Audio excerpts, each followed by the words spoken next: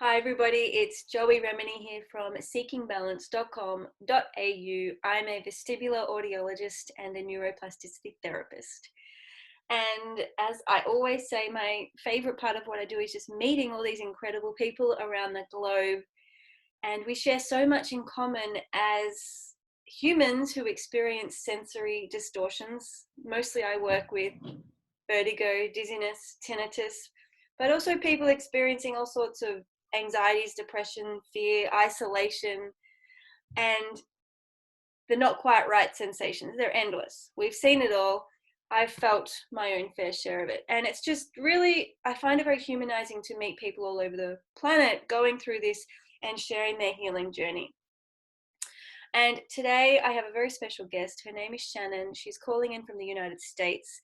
And I have had the pleasure of meeting Shannon and witnessing and sharing just a really beautiful journey of healing and moving through challenges and finding the light.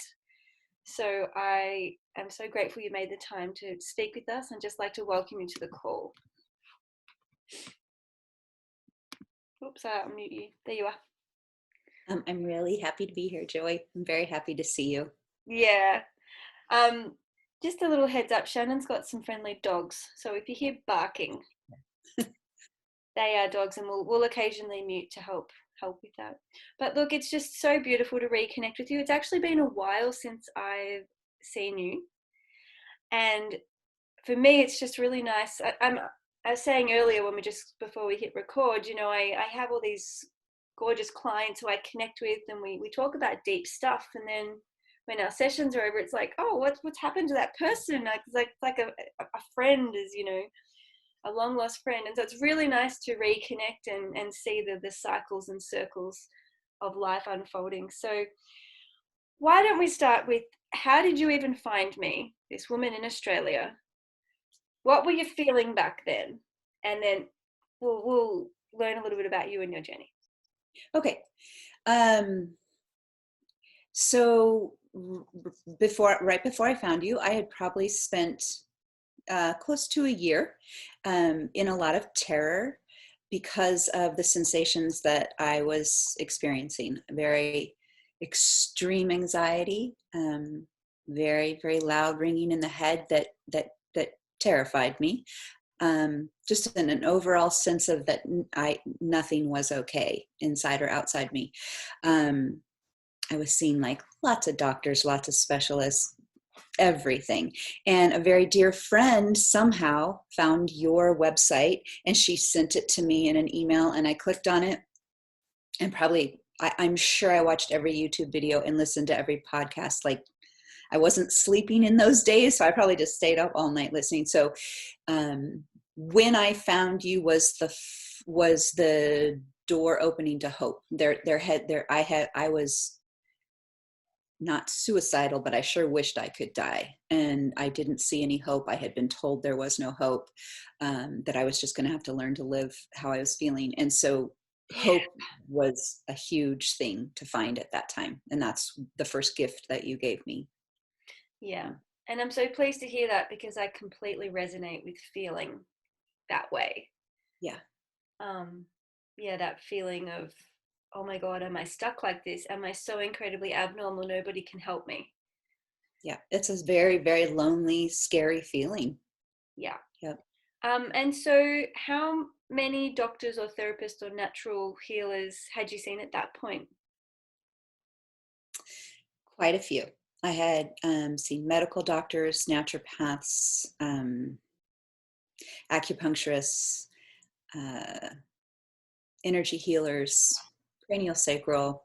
I mean, I had done everything, and even I fell for some scams. So it's quite sad, some of the stuff that's on the internet that takes advantage of people who feel really vulnerable. So I did end up, purchasing things or entering things that turned out to be a scam. They weren't helpful. So I had seen a lot by the time I found you.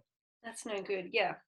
Yeah. So talk me through, what did neuroplasticity feel like for you? Like, I imagine that's what attracted you to me. That's kind of the education I'm providing. It's this, let's look at the brain's capacity to heal and change itself. And I take the approach, well, it's fundamental for neuroplasticity. We have to come from a place of self-compassion and self-kindness in order to allow those neurons to change. And when anyone is in fight, flight, freeze, in the stress in the sympathetic nervous system, the research shows it inhibits neuroplasticity. The brain simply can't problem solve and change like it would when it's nice and relaxed and rested. So I imagine that's kind of the philosophies that attracted you to me. What did that feel like? That coming from terror and then entering this place of self-kindness, self-compassion, and my brain can change itself. Can you talk me through any resistance you had, any challenges you faced? Yes. Like I said, what first drew me to you was the hope. And so then I was just willing to do whatever it was you were teaching. So I was like, okay, neuroplasticity, we're going to go with that. And I was at the beginning still in a place of, if I do this, this is going to happen. So, I thought if I do every one of I immediately joined Rocksteady and started doing the exercise and the modules. I'd never heard of neuroplasticity. So I'd listen to the podcast to educate myself. I don't think I had resistance to that. The resistance I had was to the actual coming into my body, which is what you begin to do in module 1 and module 2, right? The body scan. It took me quite a while to really understand how to do a body scan. I realized I was just doing it, close my eyes, scan my body. Okay, I'm done. But I wasn't really there. So I had to go through the process of touching my feet, touching my shins. I just had to do the body scan really, really slow. And it was very, very uncomfortable because I was in so much anxiety. And then, doing the standing on one foot and, all of the different exercises, I had to do them really slow. I wanted it to be that I could go in and do the exercises and everything would just be better. So it took a while for me to relax into oh, this is a healing process. Yeah. I'm trying to think what else. I think, can I just say something there? I think the major distinction, so when we enter the neuroplasticity or Rocksteady process as I see it, it really is a change in philosophy. It's a change in mindset. And often, myself included, we enter this, I'm sick, I'm abnormal, I need a fix space. So then we look for a solution, and I often say it's like having a splinter in your toe and just getting tweezers and pulling it out. It's linear, it's easy.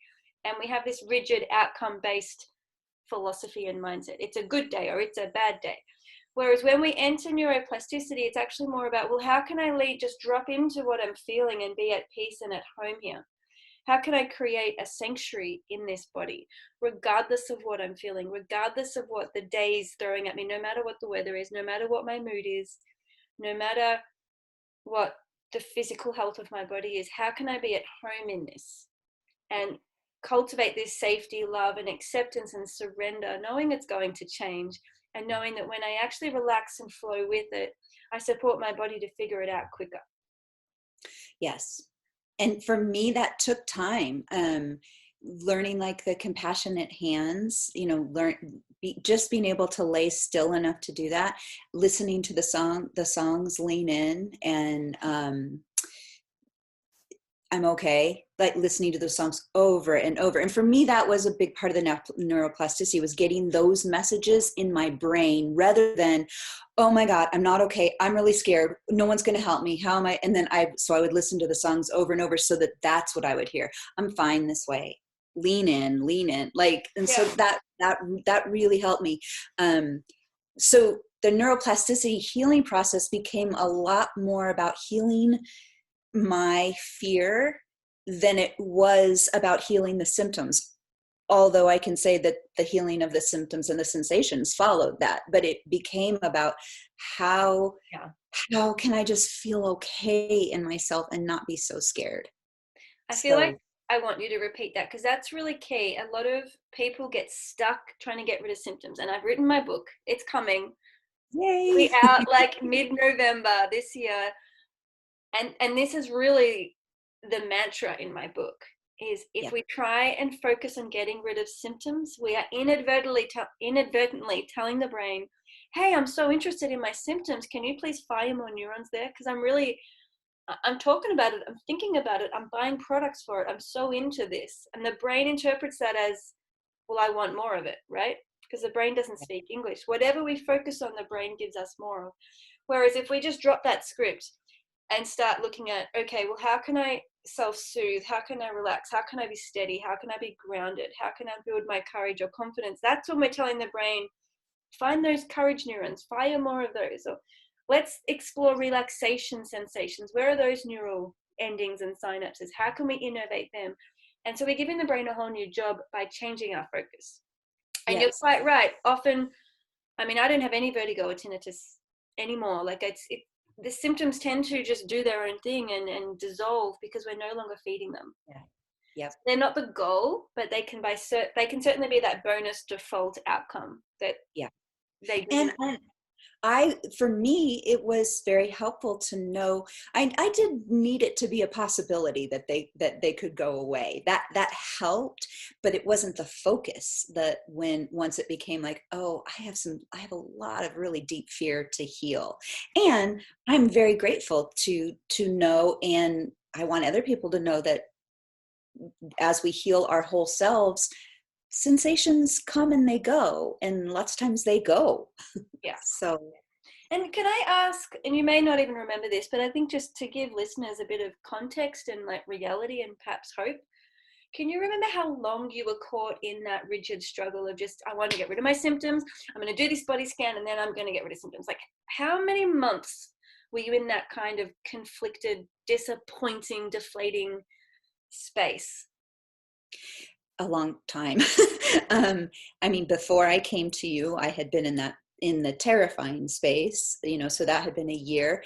And then I spent another year, I did rock steady and then did it again. Yeah. And then worked with you personally. It took a while. It was not a quick or easy thing to get down to all the layers of fear, and then to create ways for me to feel safe inside myself. And that it took time. And I think one of the first things that I did with you was made an agreement to not Google, not, we called it Dr. Google. No Dr. Google or outside, what do we call it? Outside reference or outside External experts, maybe? external experts. Yeah, I needed a break from that, and I was really afraid to do it. And I made a commitment, like in working with you for 3 months, I'm not going to Google something, and I'm not going to go have another treatment and have another this. So I did that. And that was one of the first steps in me probably getting a little bit closer to myself of like, wait, I'm like, some part of me recognized I was going to be able to take care of myself, but I was terrified to do that. I really wanted someone to fix me. Like, Yeah. and so, but that was the first step in like, I think I could be wrong here, but did that also include spiritual gurus? Like, we also yeah, put a pause on, like, I need to see my guru. I need to see my guru. And it was like, hang on a minute. Let's just play with the idea as an experiment. Let's just play with the idea that you're your own expert. yeah. No, And I yeah, had to leave my spiritual path of 16 years. I had to leave. And that, that was a huge loss, a lot of fear. And trauma. I needed to do that. I had to leave everything so that I could take, I don't really understand the word take my power back, but I had to accept, wow, nobody can fix me. No pill is going to fix me. No person's going to fix me. No perfect diet's going to fix me. Okay, I'm terrified. We better deal with the terror. And that's what we did. Yeah. And so what did the entering the neuroplasticity phase, so moving beyond the conflict and the resistance and the Mhm. outcome rigidity, and I feel like people listening to this who might be like, oh my God, how long is this going to take? I feel like Shannon's story really drives home the message of just hang in there. Like, you are where you are, and resistance is actually part of the healing, even if it does go on for 2, 3, 4 years. It took me Yeah, 4 years to heal. yeah. Um, And perhaps it's just the more resistance we have, the deeper we're going, right? Yeah.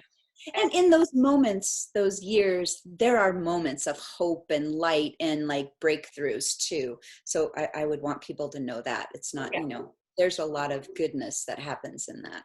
And, a bit of ignoring, a bit of distracting, a bit of avoiding, all of Oh, that. Like, we do what we can, but just trusting that we're all on a path.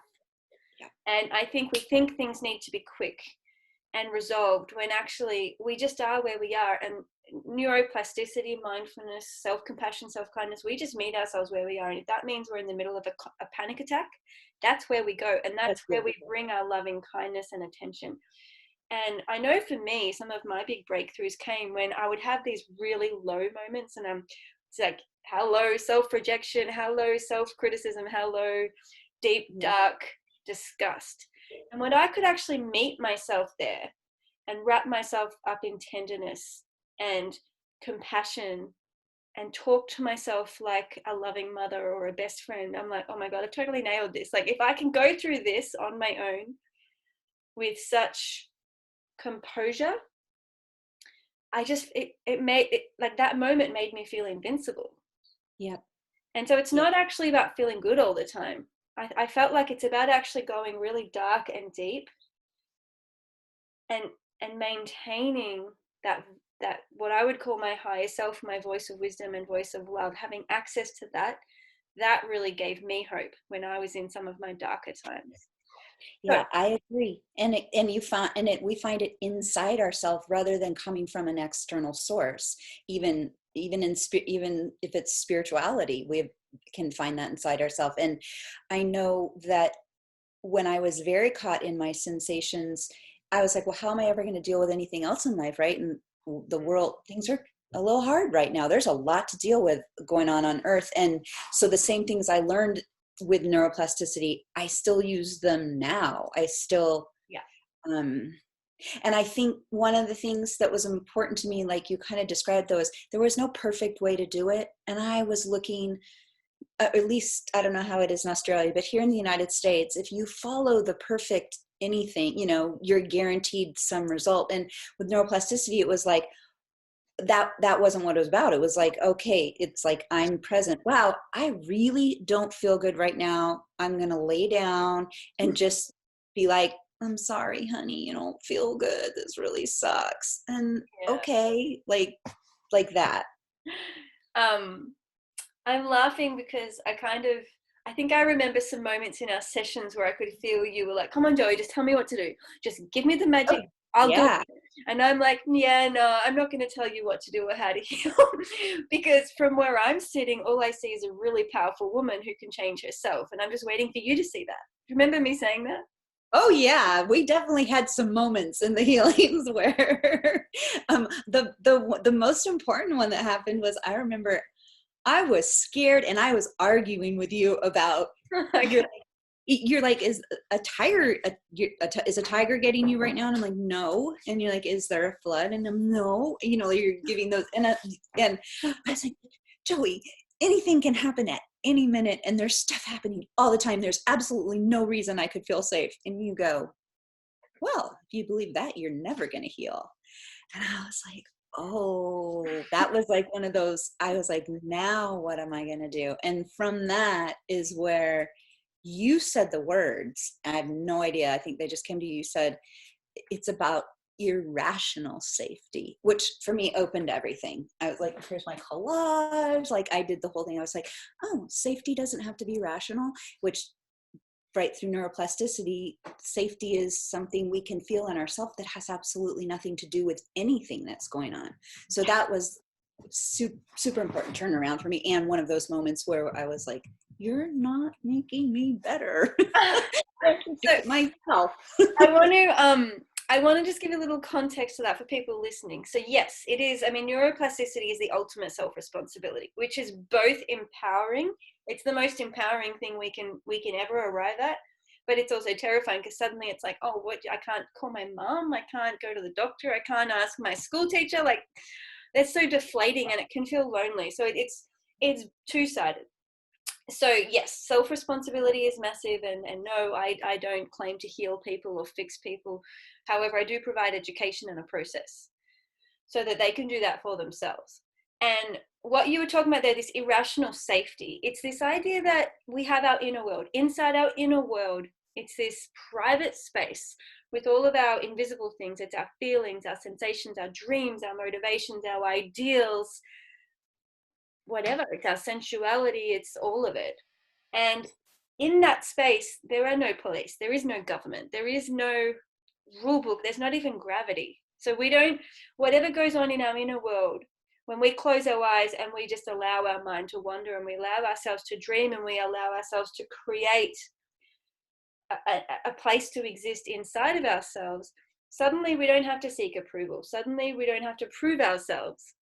We make the rules up and we become the CEO, we become the ultimate queen of our kingdom, whichever way you want to look at it.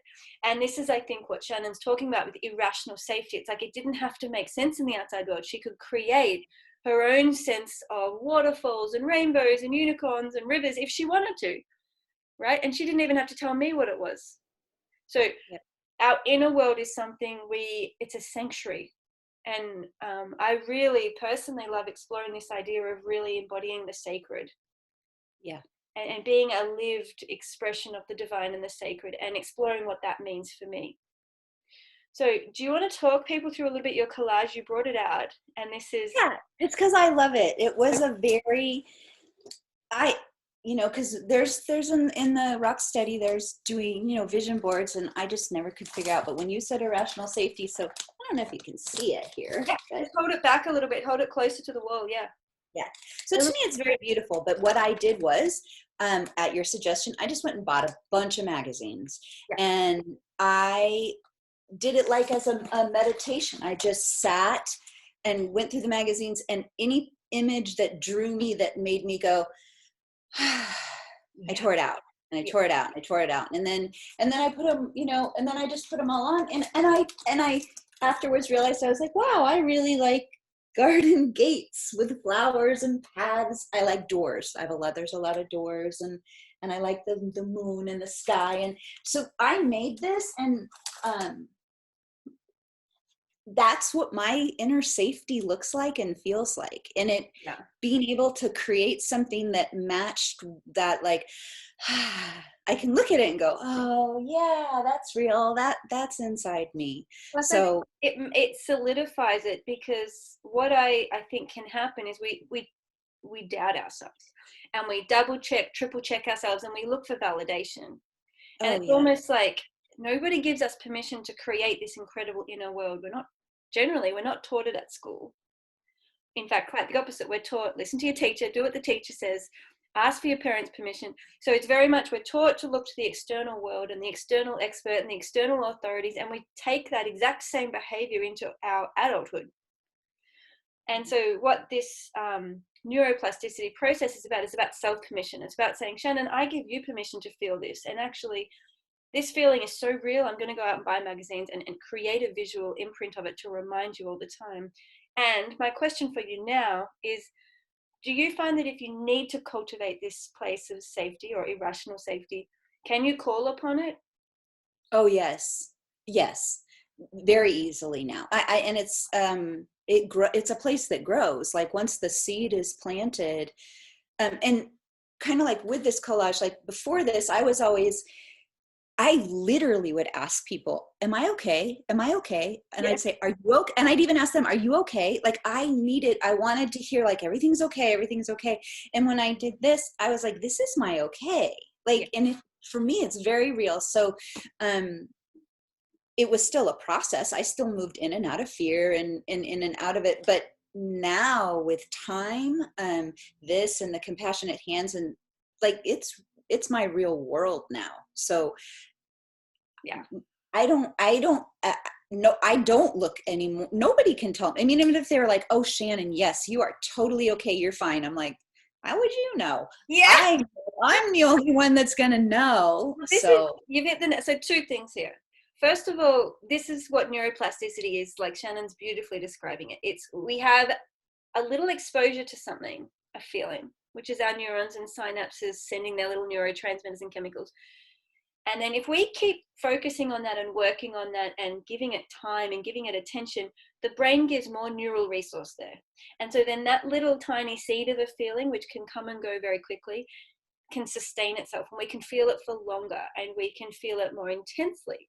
And with time, weeks, months, years, that revisiting that feeling of safety regularly means we then get a whole hardwired network of super highways that are delivering this safe feeling anytime we need it. And so it's this idea of what we focus on. So neurons grow where the attention goes. And, you know, you got to feel it to fire it. You got to fire it to wire it. It's all about the repetition of feeling. This is not a doing process. It's not about repeating. It's not like gym work. People sometimes, I think, get a little too robotic, because the reality is it's not about what Shannon's doing. She might be hanging out the laundry, she might be at her river, she might be with her dog, she might be in a car. It's not about what she's doing, it's about what she's feeling. And the feeling is inside of her, and it's with her no matter where she goes, if she calls upon it. So that was my first thing. And the next thing, you hit the nail on the head, is the reason I couldn't tell Shannon she was fine and be like, oh, your anxiety is gone, look at that, Joey healed me. The reason it doesn't work that way is because I think subconsciously, in some very innate human, animal, instinctual way, like, Shannon knows that I've got no idea what's going on for her. I'm on the other side of the planet. I'm on a Zoom call. I'm not in her body. Like, who am I to tell her she's okay? So even though part of her wants the expert to tell her she's okay, another part of her knows the expert can't do that, right? And that's something we have to do for ourselves. And until we learn how to do that, we can very much so get caught in these anxiety and fear loops. And I just wanted to add, just because what you just explained about neuroplasticity, and I would listen to that too, that, you know, that's on the recordings. And I want people to know that it's a process. Like,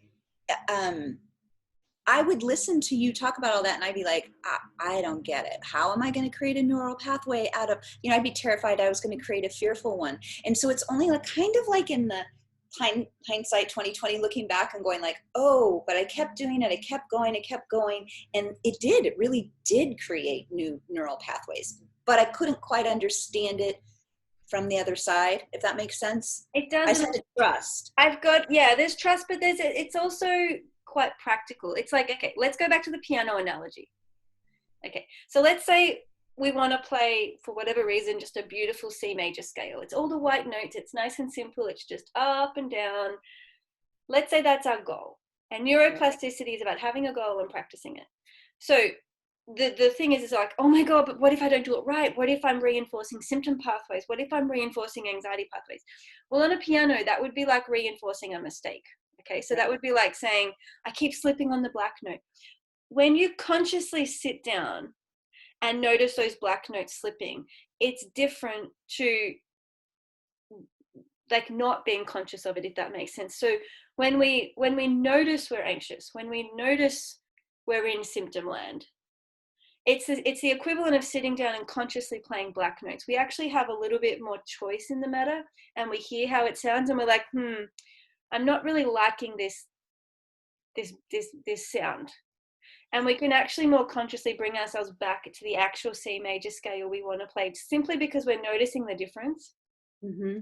And so by allowing yourself to be in the noticing of symptoms and the noticing of fear and the noticing of anxiety, it's the same as learning a piano, where you're actually noticing what fits and what doesn't fit. And through the noticing, you'll gravitate towards where you want to be, because that's what humans do. We move towards the chocolate. We don't keep eating or drinking sour vinegar, right? It's just noticing the vinegar's there and noticing the chocolate's there. It's actually quite natural to go to the chocolate. It's the same in neuroplasticity. So you don't need to be afraid of the symptoms or the fear. It's the noticing that then gives you that choice. Yeah. Does that make a little bit of sense in terms of the process of? Very much, very much. And just to add a little funny note, you've used the piano analogy in one of the podcasts. So early on, I literally signed up for piano lessons when I first started working with you. Like, I took everything so literally. Did you stick with it? Or was it? No, because as you were, even when you were, find your happiness, and I tell you, I don't have any. There's nothing I'm gonna find that's happy. So it wasn't the piano, but I did find my That's happiness. hilarious. So In fact, that was one of the first things I said to Shannon off the recording before, like we were just touching base a little bit. I was like, you're smiling so much. Like your face has actually changed yeah, from way back when, that, and okay, so the other thing I wanted to ask is, so yes, mindset is important. Yes, like listening to ourselves is important. The self-compassion, self-kindness, discovering a safe inner world is important. But also when it comes to chronic adrenal fatigue and nervous system sort of breakdown slash breakthroughs, which I know I've been through, a total depletion process. And I believe that's why I was in mine for so long, was there was a physical depletion aspect. Do you want to speak a little bit at rebuilding physically? So now looking at the biochemistry side of how you had to experiment with different things, and maybe, so we spoke about this pause of, okay, I'm not going to see any therapists or any experts for 3 months. I'm just going to regroup back into me. And then with a totally different attitude, I'm going to reach back out and get support instead of that seeking the cure. So you change things up. Do you want to speak a little bit about that kind of stage 2 of your healing? Yeah, I did the 3 months, and I actually then renewed it for another 3 months because it just hadn't been quite enough. So I don't know if you remember, but I did a good 6-month period overall of not seeing people, not looking for that, and then it wasn't actually until I had finished Rocksteady, I think the second time, where so I was no longer in so much fear. I had come to a place of being able to navigate my days, I guess, and take care of myself, and it wasn't so scared that I was able to access my intuition, so I could clearly be like, you know what, there are some things that I do need to have looked at health-wise, and I did find a naturopath and a biochemist who was able to really look at my whole picture and be like, here's some different areas that need support. And I mean, on the most simple level, for those of us who have run fight or flight for a really long time, it takes a really big toll on the nervous system and on the brain. So I'm, now in a process of rebuilding and nurturing and healing and going. It's still I'm really slow, and a lot of rest. Nature, when you kept saying, no, you're gonna find your happiness, and I was so stubborn thinking there was nothing, and then the river has been we have lots of rivers here in Oregon, and they're really cold glaciers, so I got myself a wetsuit and I go float in the river, and that has become the best medicine for me. But it's also my happiness. It's like having that connection to nature has been really, really, really important. So that, yes, and working with naturopaths where I am taking some supplements. I am following I'm following the word diet, whatever. I'm following some ways of being and eating that are really nurturing to my system. And now that I'm not scared, I can really feel when a suggestion is made and it's not appropriate for me. I'm like, nope, I don't need that supplement, or nope, I'm not going to try that. But and then I can be like, oh yeah, no, this would be good. It's really important to come back to that integrative healthcare, which means an expert person with knowledge in something can say, look, this is what I'm seeing, and this is what it means from my perspective. How does that sit with you? Yeah. And so then it's that two-way dialogue of, I know a little piece of the puzzle. You're living as the whole person in the full picture. How would this sit with you? Can we experiment with this? Can you let me know how it lands for you? And that's it's completely different than the other way of like, I need you to fix me, and I'm gonna do whatever you say, and not have my own inner system of like, wow, that's not really very good for me, what this certain remedy or something is. So which I get a lot, Joey, should I do this? Should I do that? And I'm like, I don't know you. It's really about what it's really about what feels, I think, both relaxing, soothing, joyful, I think hopeful also. Brene Brown talks a little bit about the importance of hope as a mindset, because it opens us up instead of closes us down. And from the neurochemical, from the neurotransmitter and brain perspective, if we are always flooding ourselves in anxiety and fear, I mean, those chemicals are just going to get too much work. There's a depletion. And they get depleted after time. Yeah, for sure. Yeah. And then we can feel really dull and like zombie-esque. And so allowing ourselves to rest and relax and go into very deep sleep and deep rest and quietness, allow some of those chemicals to replenish and rejuvenate. And then, of course, having access to joy releases new brain chemicals as well, which can help balance the equation. I'm not suggesting we have to be joyful all the time. It's just that in modern day, the busy life of a modern day person, we can fall into obligation and shoulds, and just we're on this wheel of where's my joy? And instead of accessing my joy 5 to 10 times a day, it might become like once a month. Yeah. So it's really about keeping that balance neurochemically. Yeah. And I also think I can say this for women, and maybe it's true for men, but I know that for me, I'm in menopause, and I'm like, I heard people talk about menopause, but no one really did. So all of a sudden I was in it and didn't know it. And I know women, right, wherever women are in their different stages of life, there's things going on inside of us, both chemically and emotionally and spiritually. And so that's also been a big part of work with what I've learned in the neuroplasticity is like, wait, where am I in my life, and what am I doing, and why am I doing it, and how am I spending my time, and what are the patterns I've run over and over and over again that led to some exhaustion that caused a lot of things to go haywire. So yeah, that I just felt like I wanted to say that, because I'm always like, I want to tell women in their 20s and 30s, like, okay, like start paying attention now, like, and taking really good care of yourself. Yeah.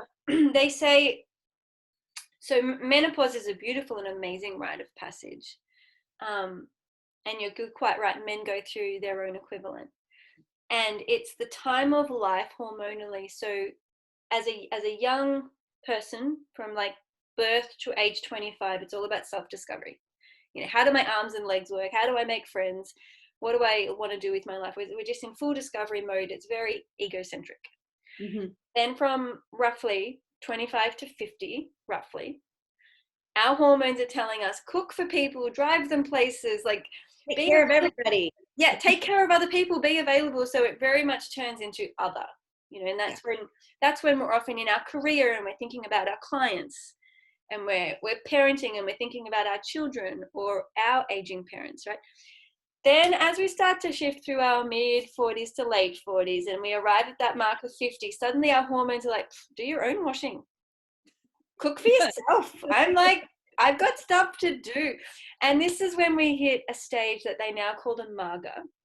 So we're not a crone, we're not old and decrepit, not that that's what a crone means, but that's the image. Crone stage is from 70 till death. And the crone is when we go into like a spiritual quietness and an observer, a witness. It's actually really beautiful. I love the crone phase. But we're not there yet. So we're 50 to 70 is the marga phase, or margus for men, M-A-G-A, marga. And that's when it's like, I've got all my life experience, I've got all my knowledge, and I've got this voice and I want to use it, like, come on. And no longer as a woman, we're like a sexual object. And so that's the kind of like, we go into this new space of, I don't care anymore what you think about me. I've got stuff to do. I'm on a mission and I want to make the world a better place for my great, great grandchildren. So we start to go into this new powerful space. And I think when women aren't aware of that, menopause can be really hard and really rough, because it can just feel like we're going straight into the crony phase and our children don't need us anymore. And like, it's like this real no woman's land.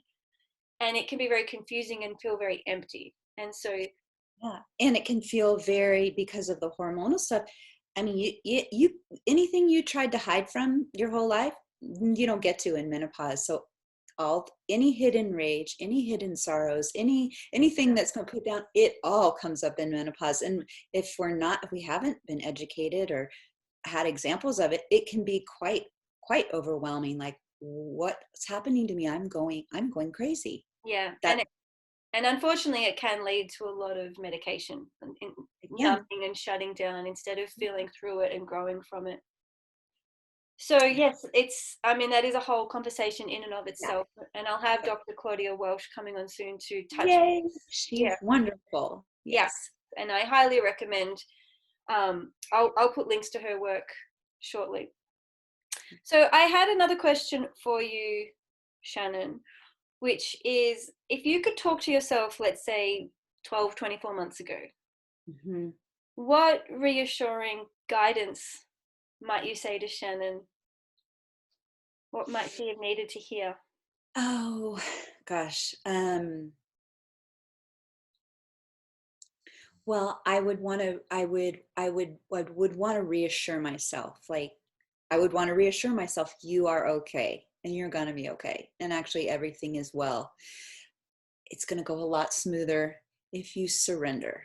If Mm-hmm. you really, like, your body's asking for rest and you're refusing it, but it's going to go a lot easier if you can rest Yeah. and let whatever needs to move. Um, Yeah. I would love to have been able, I would go back and tell myself, like, get in the river, get in the trees, sit outside. Um, if you need to cry, go in your room and cry and just let it be okay. If you need to, I never gave myself permission to just have like days where they're not productive. I mean, there are times now where I'm like, well, I'm just going to read my book today, or I'm going to watch a show. Like, and I didn't do that, but I would go back and tell myself, like, take some time to do that. And I think I would also say, this is a process, and healing fear takes time, and you didn't get all this fear at once, and you didn't get where you are at once. We all have had traumas and life experiences and even past life experience. Like, it all comes together, and so it needs time. And the three things that really now have helped me is like time, grace, and then my own commitment. So I kind of let myself off the hook. Like, those are the three things. I'm like, time is going to help with my healing, grace, which is just available to us whenever she shows up. And then, but then there is my commitment to practice the neuroplasticity, my commitment to recognize, wow, this isn't just that you're sitting down watching TV. This is that you really don't want to feel what's going on. So let's turn off the TV and do a little journaling. So doing my part in that. Yeah. So those are the things I would want to tell myself. Like, it's really okay. Like, really, and it's going to be okay. Yeah. And you know what? I'm sure they're the words most people, myself included, we need to hear from time to time when we freak out. Yeah. Yeah. Well, your song, I'm fine this way, that, like, it's in there, Yeah. right? I mean, okay, the okay word's in there. So All of like, them, pretty much, the real deep, profound nuts and bolts of neuroplasticity and the things I'm teaching, which, I mean, Rocksteady is so comprehensive. it It's is a so huge program with just so much. Everything is distilled into those three songs. There's now a third song. And I'm pretty sure they're all available for free they on are. SoundCloud. Yeah, I just heard it today. When I went, I had only Oh, heard, really? so it's great. It's beautiful. So the So lyrics are really teaching at that subliminal level of what we need to do. It's all in there. And there was one last thing I wanted to clarify for listeners before we end the call, which is something about, and I'd love you to share your wisdom on this, Shannon. It's that feeling of like, oh, I don't do anything. I'm just on the couch all day. Like, I am resting. Like, why aren't I better already? And there's a difference between kind of hating ourselves and shaming ourselves and being on the couch and being bedridden or house ridden and isolated and not achieving anything, and really resisting that space, Yeah. that neurologically exhausts us more. So while we're not doing anything, we're also not replenishing, we're not rejuvenating, we're not recuperating, we're not held in love. There's a difference between that and actually saying, you know what, I'm going to put a sign up on my door that says, you know, I'm having a quiet day. Please leave me in peace or deliver me a cup of tea. I'm going to have my journal. I'm going to have my favorite music, the music that my husband calls positive brainwashing music. I'm going to put my positive brainwashing music on, and I'm going to surrender into the non-doing in a way that fills me with love and actually lets my chemistry release some relaxation and safety and soothing and hopeful chemicals. So it's like we're in sync with the rest, as opposed to resting on the outside, but internally we're just fighting. Do Yeah. you want to speak a little bit about that? Because I feel like that's also a little bit of a Yeah. catch, or hurdle many of us have to jump over. Well, for me, for a long time, I didn't recognize it, but I recognize it now. Resting was actually hiding. And for me, it was like, I'm so scared, I'm just going to hide. So it was like a hunkered down, like I'm resting, I'll watch a show. Yeah, like a terrified animal in a cage is Yeah. how I feel when I do that. Ah. Yeah. And I'd call that, and like, I got to, I'm supposed to rest. Okay. But it was a way of hiding from, tuning out, checking out, whatever. And until, cause I early on couldn't do what you just described, like so beautifully, like I didn't get how to nurture myself, and that just sounded like woo woo to me, like whatever. And then, so, so learning, like, I mean, for me, it came through.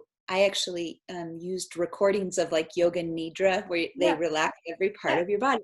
Which felt a little like neuroplasticity also, because you become aware of every part of your body. I did that like, every day, just to be like, let's go into a real state of rest. And it slowly evolved. And now it's like, I love rest days. I mean, I always have like 6 books, and maybe there's a few shows, or maybe I'm going to write my journal. And I mean, like, they're great. And, well, cause I'm not afraid anymore. So yeah. Am I speaking to it? What you yeah, said? yeah. Okay. And I hope that makes sense. I'm sure it does for our listeners, in that it's these subtle differences that either keep us trapped in our symptoms and in Yeah. our anxieties and fears, and in those loops of rigidity. And it's that subtle shift to, oh, actually I know how to soothe myself, and I can invest in that. Like if I just give myself an hour of this, I think it's going to help me for the rest of the day. And another really subtle difference is shifting from, well, I'm having a bad day, I'm having a bad week, it's, into actually this moment is challenging, but I know how to meet this challenge in this moment. So Yeah. even with the challenge, I'm still able to meet it with grace, and I'm committed to myself, because actually it helps me move through it. It's more exhausting to fight it. Totally. And I just want to add, early on, you can do neuroplasticity with that same, like, oh my God, I have to do this. I have to do this. And I'm going to do the exercises. I'm going to do whatever module 4 is asking me for, and I'm doing it. And what I finally started doing was, if I was just in that place of, I don't feel good, or I'm scared, the compassionate hands, that's it. That's all I would do over and over and over again. And that really, really helped me. Like, just, okay, let's not do any of the things, but lay down, put my hands on my stomach. A lot of times I just listen to you talk through it, because your voice is so soothing. And that was the external help that I needed to just like come into myself. So Yeah, I mean, I use, self-compassion really, I think, is the best medicine. yeah. Yeah, for me and for so many other people. So I just again want to thank you for your time. It's amazing to have you in our Rocksteady community.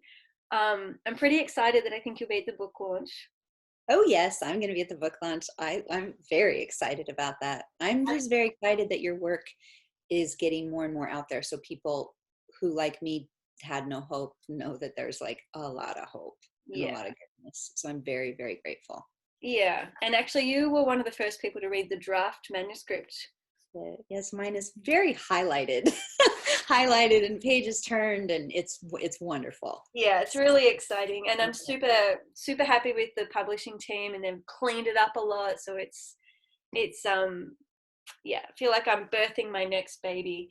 So Yeah, I'd you feel are. really safe having you at my book launch, knowing that I've got some of my team people who support We'll me. be holding you and yep, Yeah, supporting you feels for sure. amazing. So Yes. thank you so much, Shannon from the United States, who's done an incredible job at overcoming really severe and distressing tinnitus, as well as, a solid lifetime worth of fear for good reason. There was a good reason you had that fear. Yeah. But it doesn't help us. So you really did the hard yards to work through that, and I celebrate you because that's huge. Yeah. Thank you for walking it with me. Yes. Oh my goodness, what a privilege. Very, very grateful. So, okay. So if anyone out there is like feeling like you need some support, I always suggest go to my website, seekingbalance.com.au. Start there. I have oodles of free resources, this YouTube, the podcast, and a bunch of self-study programs. If that's something you resonate with and want to go try, that's what they're there for.